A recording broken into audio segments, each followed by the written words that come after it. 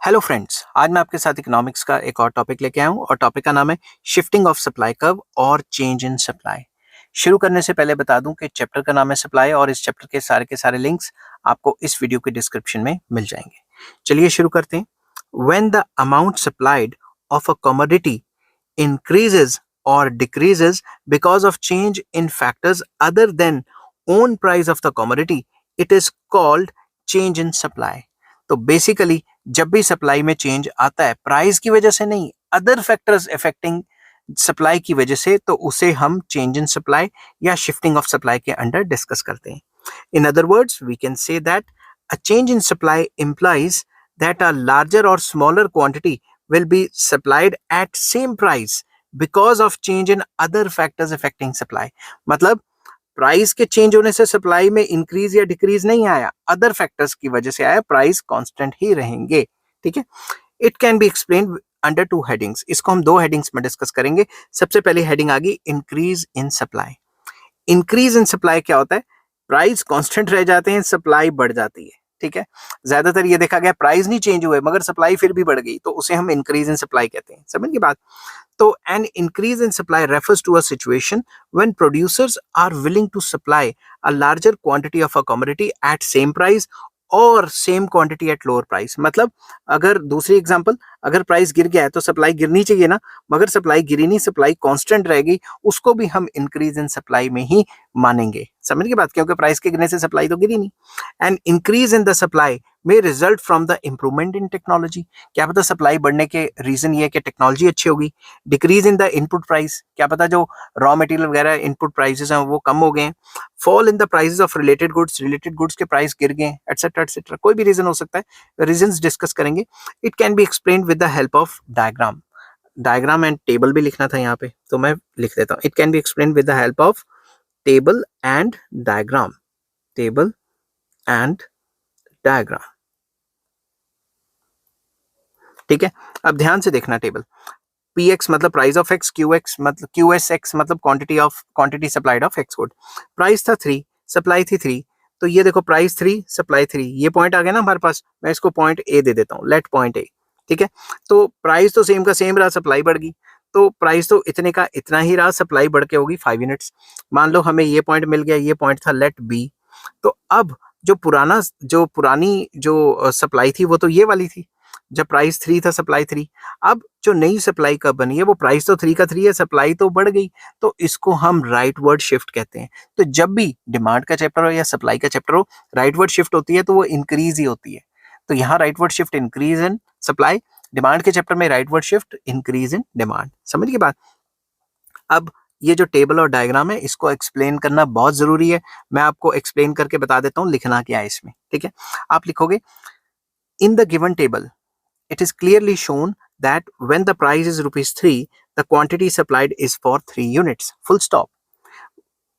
Price remains same, that is rupees 3, but the quantity supplied rises up to 5 units. It is called increase in supply. फिर paragraph change करके it can be explained with the help of diagram. जब भी आपने diagram की explanation देनी है, वही x axis Y axis पे क्या, तो आप लिखोगे in the given figure prices are shown on y-axis while quantity demanded is shown on x-axis। आप लिखोगे SS is the original demand curve and S1 is the increased demand curve। ठीक है। उसके बाद फिर से वही कहानी, कौन सी कहानी? जो कि आपने टेबल में लिखी थी। When the price is rupees 3, the quantity supplied is for 3 units। SS is the original supply curve। ठीक है। Full stop.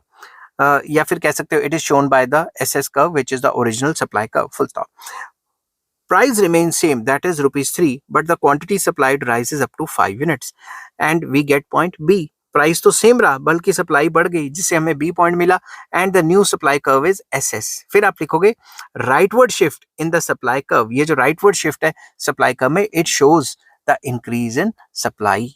इस तरीके से आपने पेपर में लिखना है। अब आ जाता है causes of increase in supply. भाई सप्लाई बढ़ी क्यों? पहला improvement in technique of production. तो आपको पता है जब भी टेक्निक ऑफ प्रोडक्शन बढ़ती है तो टेक्निक के बढ़ने से कॉस्टिंग कम हो जाती है, जिससे कि प्रॉफिट बढ़ जाते हैं। जब प्रॉफिट बढ़ेंगे तो भाई सप्लाई तो बढ़ेगी। फॉल इन इनपुट प्राइसेस, जब भी रॉ मटेरियल या लेबर वगैरह की कॉस्टिंग कम हो जाती है तो भी कॉस्टिंग कम हो जाती है, कॉस्टिंग कम होगी तो प्रॉफिट बढ़ेंगे, प्रॉफिट बढ़ेगा तो सप्लाई बढ़ जाएगी। Fall in the price of other goods, अगर अदर गुड्स के प्राइसेस गिर जाएंगे तो अदर गुड्स की कंपनियां जो सामान बना रही थी उनको प्रॉफिटेबिलिटी कम हो जाएगी, वो अब हमारा गुड बनाना शुरू कर देंगी तो सप्लाई हमारे गुड की बढ़ जाएगी। लोअरिंग टैक्सेस ऑन प्रोडक्शन और रेजिंग द प्रोडक्शन सब्सिडीज, अगर सरकार टैक्स कम कर दे तो भी जो प्रोड्यूसर है उसका प्रॉफिट मार्जिन बढ़ जाता है, जिससे सप्लाई बढ़ जाती है, या फिर सब्सिडीज वगैरह दे दे, उससे भी प्रोड्यूसर का जो प्रॉफिट मार्जिन है वो बढ़ जाता है और वो सप्लाई बढ़ा देता है। नेक्स्ट है expected fall in prices of goods in future, अगर आपको लगता है कि फ्यूचर में ये चीज सस्ती हो जाएगी तो आप आज ही बेचनी शुरू कर दोगे, आज की सप्लाई गिवन प्राइस पे बढ़ जाएगी। समझ गई बात? तो ये सारा का सारा था इंक्रीज इन सप्लाई। अब मैं शुरू करूंगा डिक्रीज इन सप्लाई। तो डिक्रीज इन सप्लाई एक ऐसी सिचुएशन है जिसमें प्राइस सेम रहा फिर भी सप्लाई गिर गई। ठीक है, रीजंस ये जो सारे इससे उल्टे मैंने लिखे भी हुए नीचे, तो इसको पेपर में कैसे लिखेंगे? A decrease in supply refers to a situation when the producers are willing to supply a smaller quantity of a commodity at the same price or same quantity at a higher price। मतलब price तो same है, मतलब क्या है कि price तो same है, same price पे भी पहले से कम सप्लाई कर रहे हैं, या फिर आप कह सकते हो कि प्राइसेस बढ़ गया तो सप्लाई बढ़नी चाहिए थी मगर सप्लाई नहीं बढ़ी, प्राइस सप्लाई उतनी की उतनी है। इस सिचुएशन को भी हम डिक्रीज इन सप्लाई ही कहेंगे। A decrease in supply may result from increase in input costs। क्या पता आपकी कॉस्ट ऑफ प्रोडक्शन बढ़ गई है, इनपुट कॉस्ट बढ़ गई है, प्रॉफिट मार्जिन गिर गया इसलिए आप सप्लाई कम कर रहे हो। Rise in price of related goods महंगे हो गए हैं तो अब सारे के सारे जो प्रोड्यूसर्स हैं वो रिलेटेड गुड बनाना शुरू कर रहे हैं। ठीक है, इसलिए कंसर्न गुड की सप्लाई कम होगी, एटसेट्रा, या टेक्नोलॉजी खराब होगी।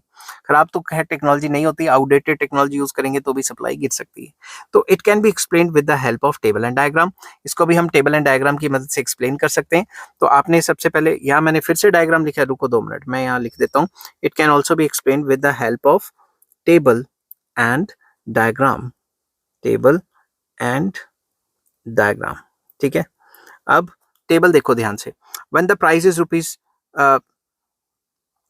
इज रुपीज, मैंने उल्टा पुल्टा बना दिया टेबल मैं ऐसे कर देता हूँ, रुको 2 मिनट। प्राइस 3 था, सप्लाई थी 5। ठीक है, प्राइस 3 का 3 रहा, सप्लाई गिर गई। ठीक है, पहले मैंने सही बनाया था।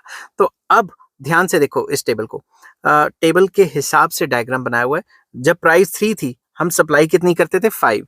तो ये पॉइंट कौन सा आ गया? ए पॉइंट। मैं आपको एग्जांपल के तौर पे बता रहा हूँ। ठीक है, प्राइस तो सेम रहा मगर सप्लाई पहले से गिर गई। तो जब प्राइस 3 ही रहा सप्लाई कितनी होगी? सप्लाई गिर के 3 होगी। तो ये पॉइंट हमें मिला बी पॉइंट।